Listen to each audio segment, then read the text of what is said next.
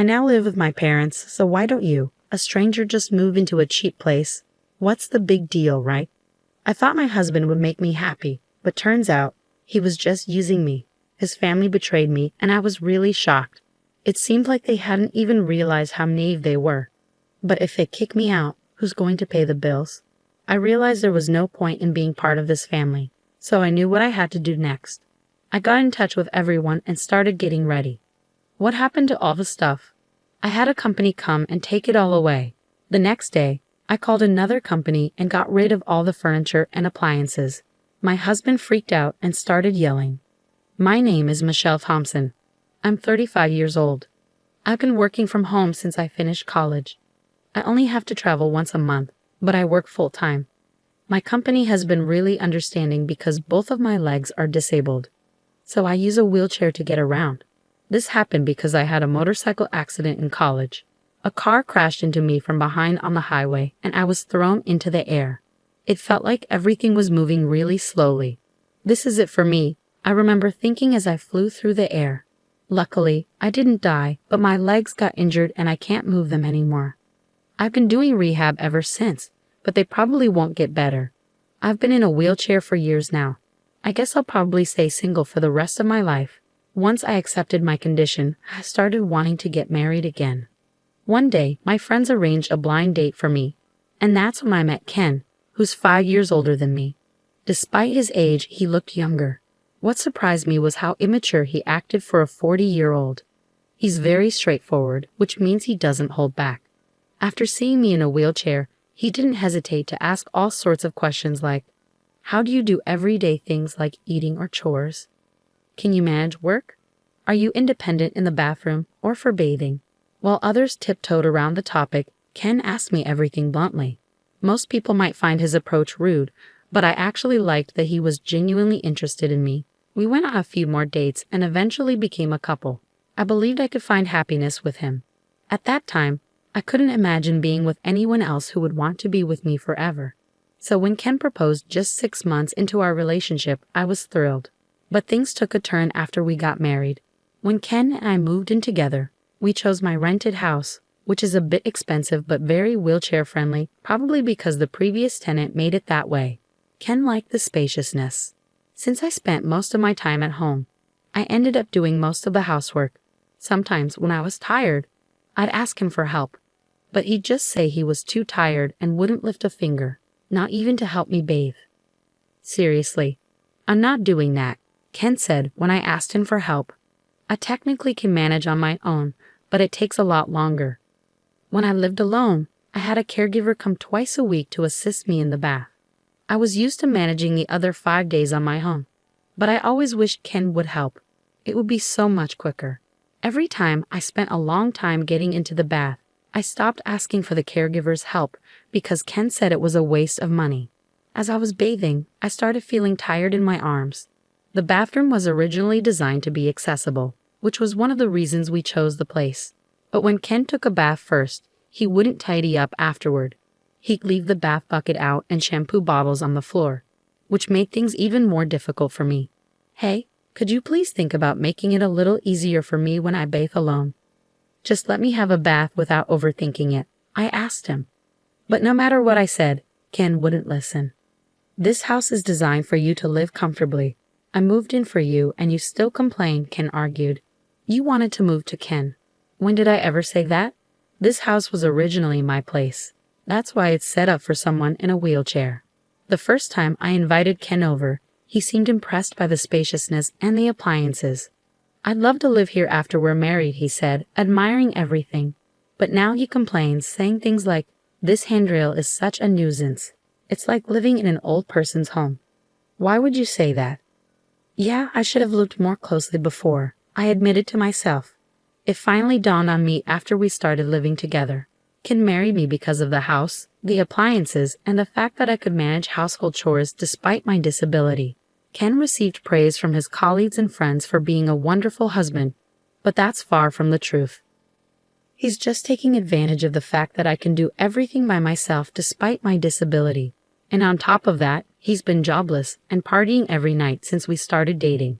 Realizing all this after getting married is heartbreaking and makes me want to cry. But despite everything, I haven't broken up with him. I keep telling myself that there must be some love there since we got married, right? Hey, can you give me some allowance? Ken asked. You received some just the other day, didn't you? I replied. Yeah, but I've already spent it, Ken admitted. Slowly, Ken started to depend on me for money without putting in any effort to work for it. I decided to reach out to Ken's mother for advice. Ken doesn't seem interested in working. What should I do? He's always been hardworking. Maybe he just needs a break. Even though she told me I could talk to her about anything, she always sided with her son. She'd say, it's natural since he's an only child. But I wasn't convinced. Since I've lost both my parents, I have no other family to turn to. I felt completely lost. I thought about discussing it with a friend, but the last time I mentioned my problems, they told me, I wish I had problems like that. Ken always seems to appear fine on the surface. That evening, Ken confronted me. Did you go talking to Mom about my work? He accused. Yeah, why? Would it bother an older person like her? I can't believe you. I responded. Seriously? Well, maybe you should work so I don't have to worry, I retorted. Ken stormed out after that. It's typical of him. He always leaves when things don't go his way and then returns drunk early in the morning. I'm back, babe, he slurred. It's early, don't disturb the neighbors, I cautioned. Keep it down, I added. Shut up. Don't boss me around, he snapped back. When he's drunk, he's out of control. All I can do in situations like these is stay quiet and endure it. I think I'm reaching my breaking point. I began to entertain the idea, but the thought of facing loneliness again was heart-wrenching. I was torn between enduring the current situation or spending the rest of my life alone. The idea of divorce started to weigh heavily on my mind. Then, out of nowhere, Ken brought up the idea of living with his parents. What? You mean they'd move in here? I asked, surprised. No, they'll move in here. Ken replied as if it was already decided that they would move in, without even discussing it with me. While I understand the desire to be close to aging parents, both of Ken's parents are still healthy. I couldn't understand why they would want to leave their own home to come live with us. Do they really need to stay here?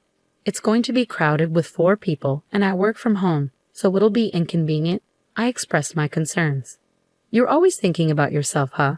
I never thought you were this selfish, Ken accused. I'm just saying, why do they need to move here when they have their own place? Our place is bigger, more modern, and has all the conveniences. Plus, it's accessible for elderly people, I reasoned. If Ken's parents moved in, I'd have to be on my toes during work hours. Ken is rarely home, but his parents would likely be around a lot since they're retired, sharing the bathroom, kitchen. I already move slower than most people, and I could easily imagine the strain of such a living situation. Can I have some time to think? I asked. You better hurry up. We don't have much time, Ken replied curtly. Despite Ken's insistence that there wasn't much time, he wasted no time in bringing his parents over by the weekend. It seemed like they had already discussed this move extensively. You know, I've been thinking, maybe you should consider moving to a facility, Ken suggested. What? I couldn't believe what I was hearing. A facility for me? I was taken aback. Yeah, it's a good idea, right?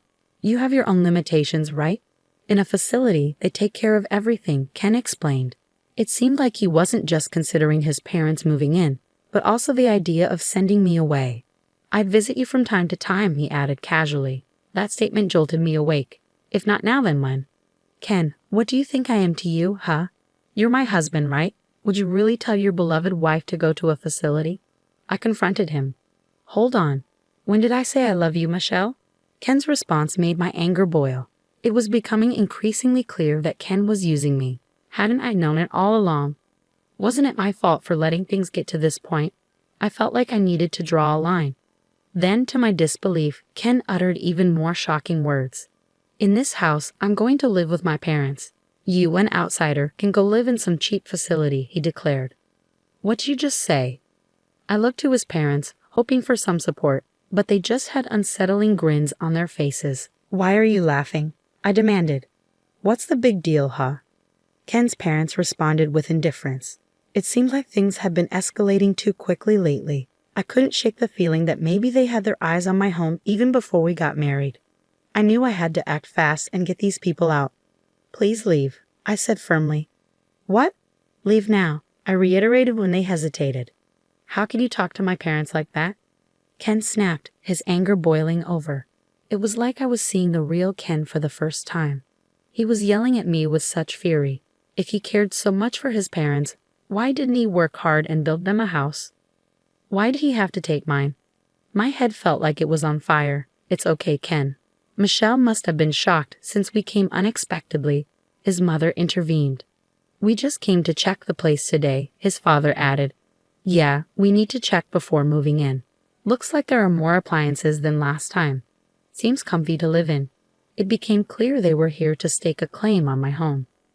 I took a deep breath, trying to calm myself as I filled my lungs with oxygen. Then, a sudden question popped into my mind.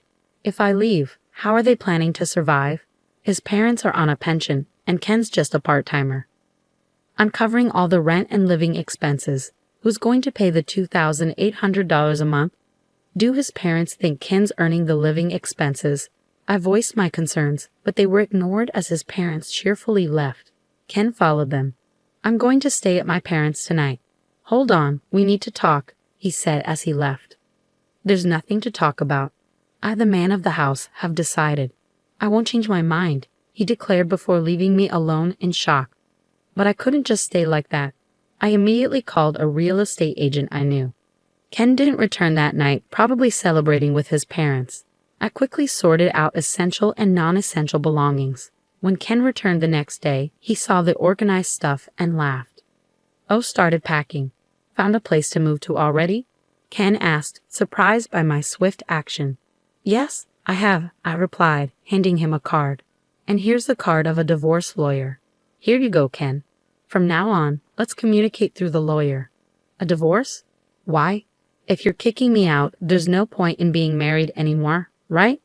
Ken tried to reason. Ken seemed taken aback by the mention of divorce.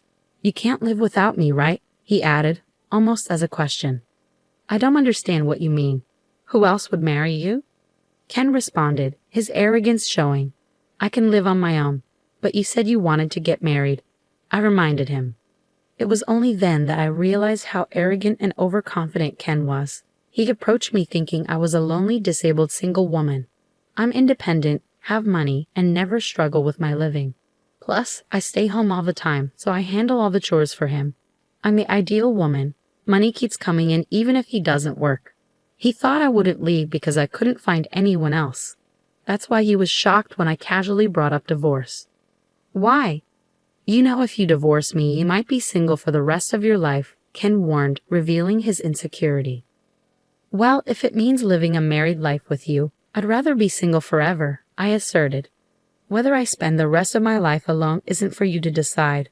I added, my usually submissive demeanor giving way to defiance. Ken seemed flustered, and I could tell he was panicking. I never thought he was such a weak man. I realized I had been putting up with him for far too long. Once I made the decision to divorce him, I felt a weight lift off my shoulders. I had been too focused on getting married. Anyway, you don't have to move out right away. I didn't mean to rush you into a facility that soon, I said. Oh, it's fine. I'll do as you wish. Don't worry, you won't find a place that fast. Think it over, okay? Ken replied, trying to regain control of the situation. I've already secured a place, so it's all right, I informed Ken. What? Wait a minute, isn't this too soon? Ken responded, clearly taken aback. I observed Ken's shifting attitudes, from smugness to panic. Dealing with him was becoming increasingly irritating as I calmed down. The facility staff are informed and know about my situation, so everything's fine.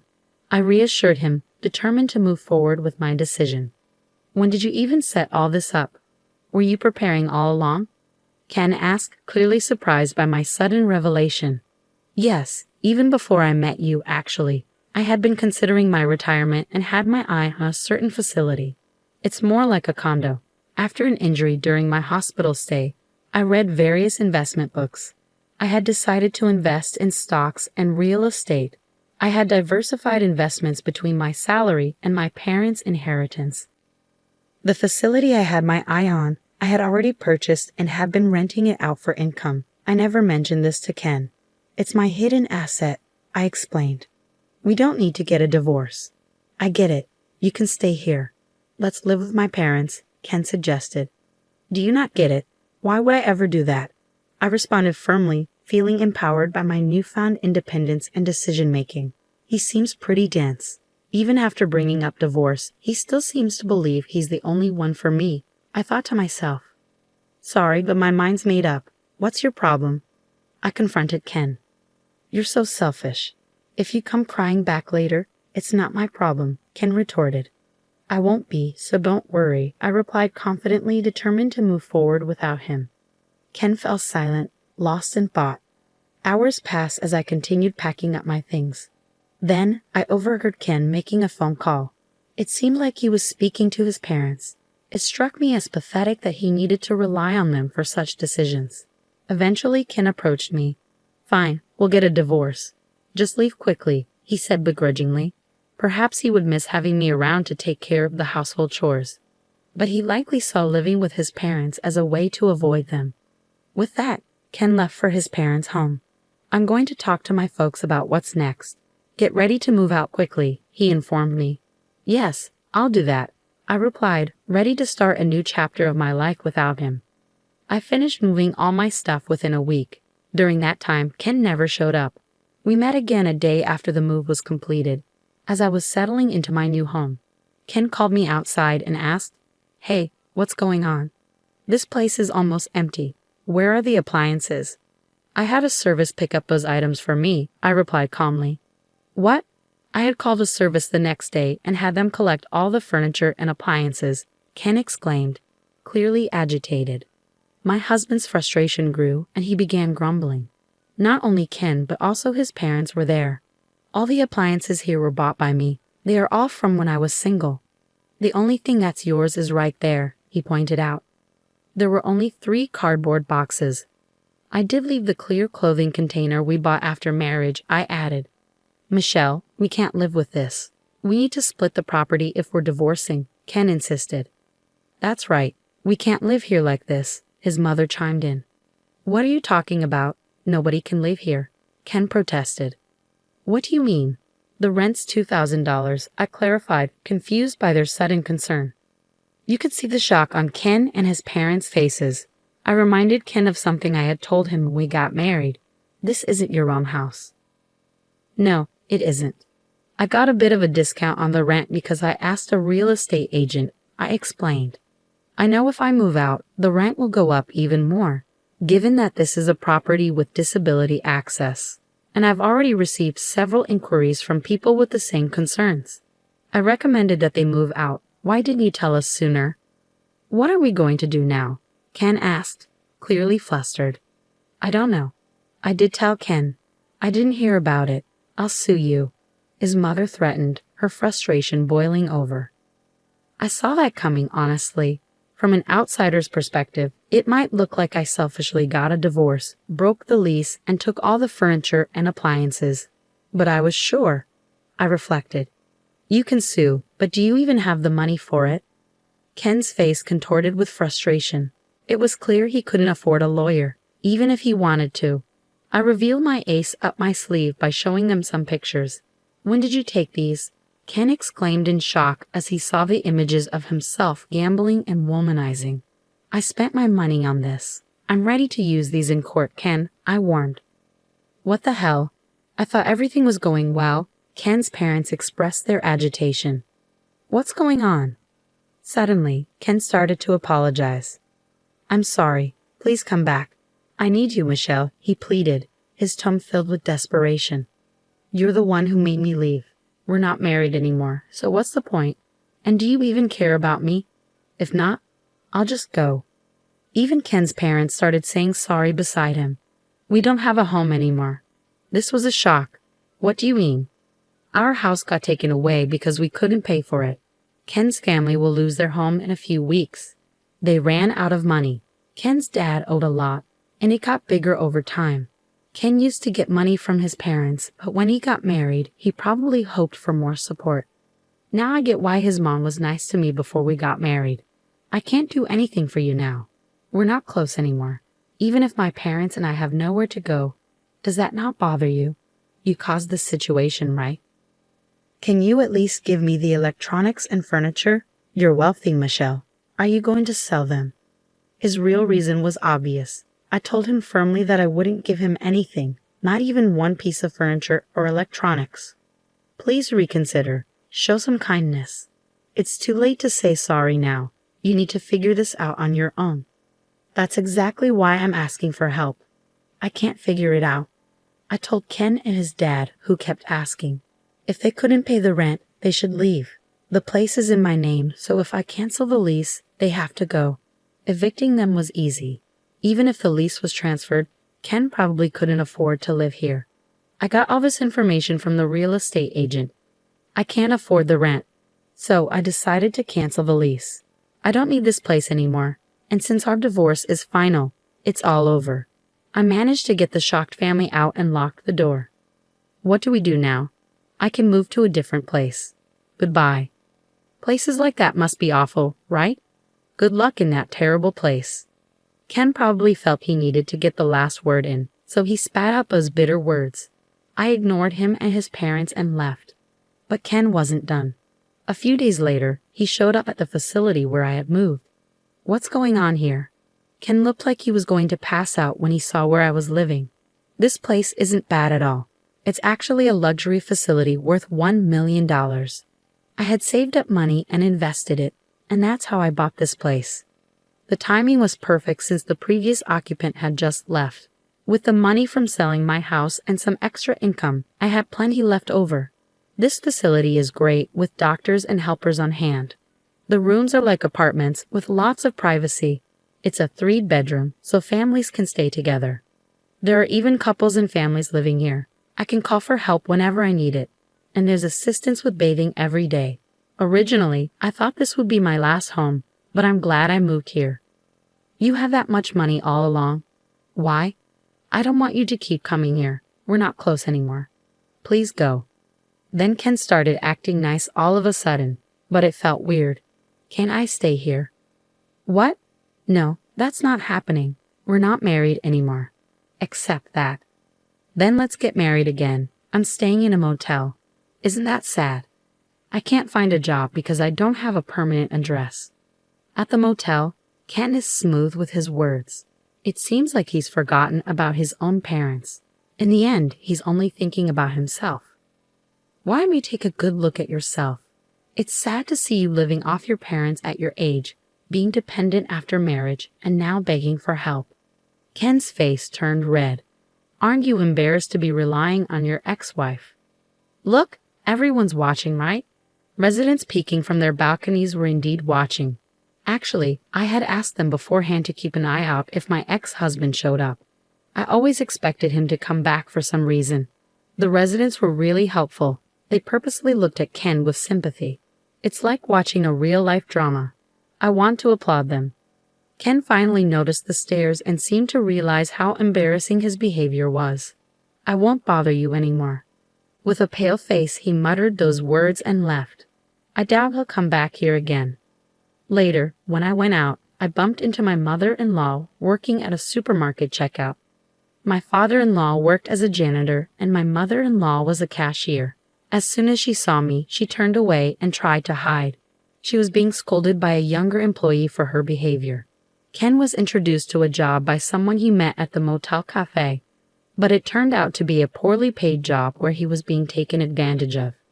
Meanwhile, I often host home parties and enjoy my life with others from the same facility. I've also made friends with other wheelchair users. If I had known such a supportive community existed, I would have moved here earlier. I make time for physical therapy sessions, and my current goal is to regain the ability to move my legs on my own. Overall, I lead a fulfilling life, both at work and in my personal time.